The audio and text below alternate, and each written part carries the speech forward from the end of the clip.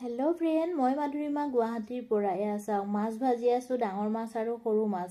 আৰু মাছৰ বনাইছোঁ চুকা টেঙা দি পেলাই জোল, মানে টেঙা টেঙা জোল খাম। আৰু আজি টেঙাৰ জোল বুবুকো খুৱাম, মানে জোল নোখুৱাওঁ বাৰু। মাছ এপিচ লৈ আহিছোঁ আৰু বহুত দেৰি হৈ গ'ল আজি। ভাতখিনি ইমান গৰম, সেইকাৰণে ফেন চলাই দিছোঁ। আজি তাইক কেইবাদিনৰ মূৰত ভাত খুৱাম, মানে তাই সদায় ভাত নাখায়। এয়া চাওক, ভাতখিনি ফেনখন চলাই দিছোঁ, মানে সোনকালে যিহেতু ঠাণ্ডা হ'ব লাগে, তাইক খুৱাব লাগে। আৰু চাওকচোন, ভেকুলী পোৱালি নিচিনা লাগিছে তাই। আমাৰ ধুনুমা ভাত খাবই নাজানে। চাওকচোন, পানীৰ বাতিটো মুখৰ আগত দিছোঁ, পানীখিনিও যে খাব লাগে তাই গমেই নাপায়। মানে এনেই খায়, কিন্তু ভাত খোৱাৰ মাজত যে পানী খাব লাগে সেইটো তাই নাজানে, নিজে খাব।